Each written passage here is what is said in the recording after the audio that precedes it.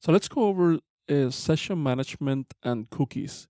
A web session is a sequence of HTTP request and response transactions between a web client and a web server. Now you have things like the pre-authentication tasks, the actual authentication process, the session management, and then access control and session finalization. A lot of web applications keep track of information about each user for the duration of the web transactions. Now, several web applications have the ability to establish variables like access rights and the localization settings and many others.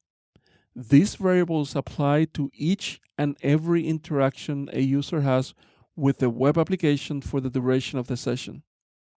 Web applications can create sessions to keep track of anonymous users after the very first user request. For example, the application can remember the user language preference every time that it actually visits the site or application front end. Also, applications use sessions once the user has actually authenticated, and this actually allows the application to identify the user or any subsequent request, and also to be able to apply security access controls and also to increase the usability of the application. In short, web applications can provide session capabilities both before and also after authentication. Now, once an authenticated session has been established, the session ID or the token is temporarily equivalent to the strongest authentication method used by the application. This can be username and passwords, one-time passwords, client-based digital certificates, and others. Now, a good resource that provides a lot of information about application authentication is the OWASP authentication cheat sheet that I'm showing in the screen. In order to keep the authenticated state and track the user process, applications actually provide users with a session ID or a token. And this token is assigned at the session creation time and is shared and exchanged by the user and the web application for the duration of the session. The session ID is a name value pair. Now, session ID names used by the most common web application development frameworks can be easily fingerprinted.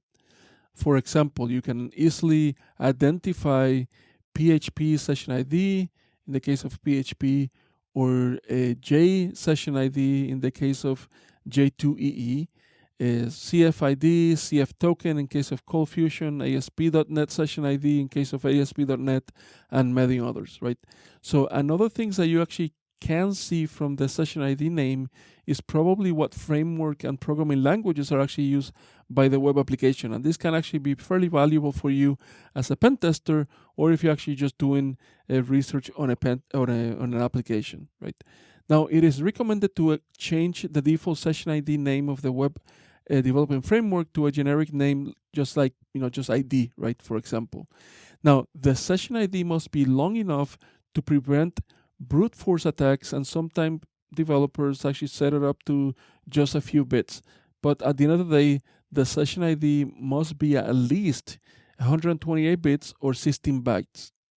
Also, the session ID must be unique and unpredictable. This is why you need to use a good pseudo-random number generator, right? And the session ID value must provide at least 64 bits of entropy if you use a good pseudo-random number generator. Now, there are multiple mechanisms available in the HTTP transactions to maintain session state within web applications. Things like cookies, right, in the standard HTTP header, URL parameters and rewriting defined in RFC 2396, also URL arguments on GET request, and also developers use body arguments in post request, like hidden form fields in HTML forms or proprietary HTTP headers.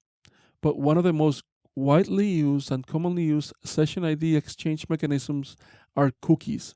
And this is because cookies offer an advanced capability not available in all the other methods that I mentioned. Now, one malpractice that you actually can take advantage of whenever you're doing a pen test is when the session ID is included in the URL. And this can lead to the manipulation of the ID itself or session fixation attacks. Now, web development frameworks like ASP.NET, PHP, Ruby on Rails, and many others provide their own session management features and associated implementations. And it is recommended that you use these built-in frameworks instead of building your own and building something from scratch, since they actually have been tested by many people in the community.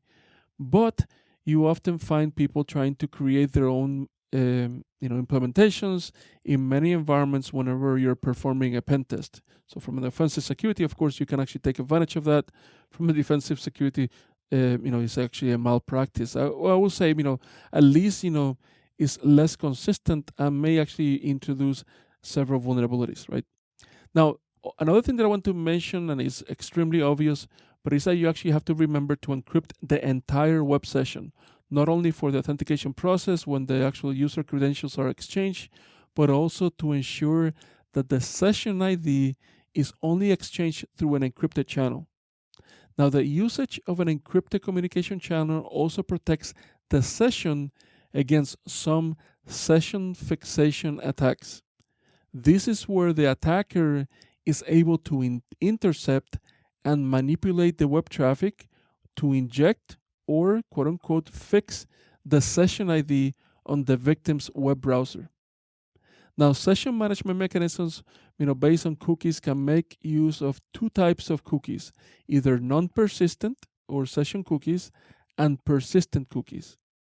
Now, if a cookie has the max age or the expire attributes present, it will be considered to be a persistent cookie, and it will be stored on disk by the web browser until the expiration time is achieved. Another note in here is actually that the max age attribute has preference over the expire attribute. Now, typically modern applications track users after authentication using non-persistent cookies. This actually forces the session information to be deleted from the client if the web server instance is actually closed.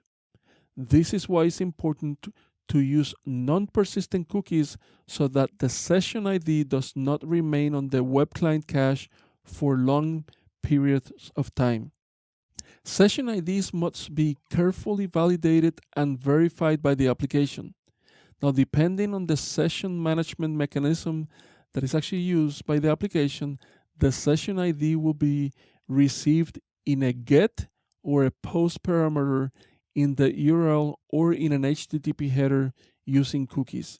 If the web application actually does not validate and filter out the session ID values, they can potentially be exploited by many other vulnerabilities like SQL injection if the session ID is actually stored in a relational database, or by persistent cross-site scripting if the session IDs are stored and reflected back afterwards by the web application.